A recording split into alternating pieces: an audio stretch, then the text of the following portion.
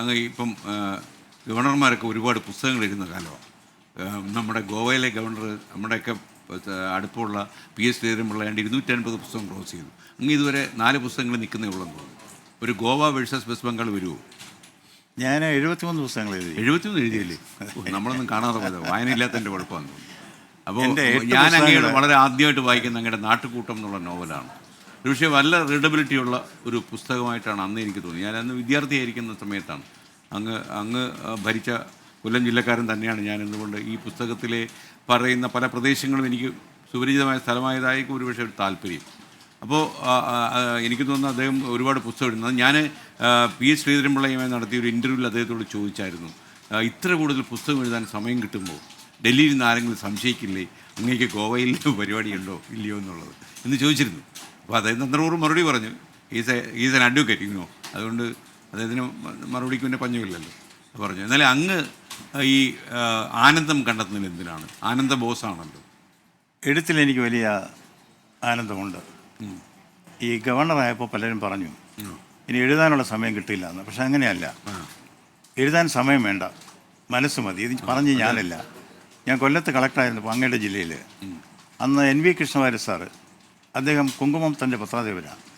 അദ്ദേഹം എൻ്റെ കൂടെ ഒരു യോഗത്തിന് വന്നതിന് ശേഷം പറഞ്ഞു, കളക്ടർ നല്ലതുപോലെ സംസാരിക്കുന്നുണ്ടല്ലോ, എന്താ എഴുതാത്തത്? അപ്പോൾ ഞാൻ അദ്ദേഹത്തോട്, സാർ എഴുതാൻ സമയം കിട്ടാറില്ല എന്ന് പറഞ്ഞാൽ, സമയം കിട്ടിയാൽ ഞാനിപ്പോൾ ഒരു വ്യാസനോ വാൽമീകിയൊക്കെ ആകുന്നൊരു ധ്വനി അതിലുണ്ടായിരുന്നു, പക്ഷെ അദ്ദേഹം പറഞ്ഞു എഴുതാൻ സമയം വേണ്ട, മനസ്സ് മതി. അത് വളരെ ശരിയാണെന്ന് എനിക്ക് തോന്നുന്നു. മനസ്സിലായി. ഒരിക്കലും കേശവദേവ് പ്രസംഗിക്കുന്നത് കേട്ടു, മനസ്സ് ആശയഗർഭം ധരിച്ചു കഴിഞ്ഞാൽ പ്രസവിക്കാതെ വയ്യ. എഴുത്തും അതുപോലെയാണ്. ഇപ്പം ഞാൻ ബ്രഹ്മമുഹൂർത്തം 3 മണിക്ക് എഴുന്നേക്കും. 3 മുതൽ ഒരു 8 മണി വരെ ധരിക്കാനുള്ള സമയം അപ്പോഴാണ്. അപ്പോൾ അതുകൊണ്ട് എഴുത്തിപ്പോൾ ഒരു പ്രശ്നമല്ല. പക്ഷെ കൈകൊണ്ട് എഴുതാറില്ല, ഡിക്റ്റേഷൻ കൊടുക്കും. അത് ടൈപ്പ് ചെയ്യാൻ പലരും വെച്ചിട്ടുണ്ട്, ഇംഗ്ലീഷിലായാലും. നേരത്തെ തന്നെ ആശയങ്ങളൊക്കെ സ്വരൂപിച്ച് വെക്കേണ്ടി വരും അല്ലേ? ആശയം പെട്ടെന്ന് വരുന്നതാണ്. ഇന്നത് എഴുതും എന്ന് മനസ്സിൽ ആലോചിച്ച് വരുന്നതല്ല. അത് ഫയൽ നോട്ട് എഴുതുമ്പോൾ ആലോചിച്ച് ചെയ്യും. പക്ഷേ പുസ്തകം എഴുതുമ്പോൾ അങ്ങനെയല്ല. പുസ്തകം എഴുതുന്നത് ഈ വേർഡ്സ്വർത്ത് പറഞ്ഞ പോലെ spontaneous overflow of powerful feelings. അത് ശരിയാണ്. സ്പോണ്ടേനിയസ് ഓവർഫ്ലോ പവർഫുൾ, ശക്തമായ വികാരങ്ങളുടെ നൈസർഗികമായ പ്രവാഹം. അതാണ് പുസ്തകം എഴുതുന്നത്. എനിക്ക് എൻ്റെ അനുഭവം അതാണ്. പിന്നെ നമ്പർ ഓഫ് ബുക്സ്. ഈ അടുത്ത ദിവസം ശ്രീധരൻപിള്ളയുടെ ഒരു പുസ്തകം ഞാൻ തന്നെ റിലീസ് ചെയ്ത് കൽക്കട്ട രാജ്ഭവനിൽ വെച്ച്. തിരിച്ചും ചെയ്തല്ലോ, അങ്ങയുടെ ഒരു പുസ്തകം അത് റിലീസ് ചെയ്തല്ലോ. അത് എൻ്റെ 8 പുസ്തകം ഒന്നിച്ച് റിലീസ് ചെയ്തു, കൊണ്ടും കൊടുത്തുമാണ് പോകുന്നത്. നന്നായി.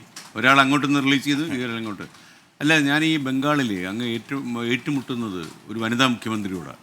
അപ്പോൾ ഒരു വനിതയെ ഡീൽ ചെയ്യുമ്പം ബുദ്ധിമുട്ട് വരാതിരിക്കാൻ വേണ്ടി കരുത്തായിട്ട് ധർമ്മപത്തി പിന്നിലുണ്ടോ? ഉണ്ടല്ലേ? എൻ്റെ എല്ലാ കാര്യത്തിലും ഏറ്റവും ശക്തി എൻ്റെ ഭാര്യയാണ്, മക്കളാണ്. നേരെ നടത്താൻ ഒരാളുണ്ട്. കുഴപ്പമില്ല. പാപ്പാൻ്റെ റോള്. അല്ല, അധികാരങ്ങളിലേക്ക് കടന്നു കയറുമോ? ഇല്ല. നിയന്ത്രണ രേഖയുണ്ട്. ലക്ഷ്മണ രേഖ വരച്ചു. ഭാര്യയുടെ അച്ഛൻ്റെ പേര് ലക്ഷ്മണൻ എന്നാണ്. അത് അദ്ദേഹം വരച്ച രേഖയാണോ? എനിക്കും ലക്ഷ്മണ രേഖ വരയ്ക്കാറുണ്ട്. അതേ ഇപ്പോഴും ഉണ്ടോ ലക്ഷ്മണൻ? ഇല്ല.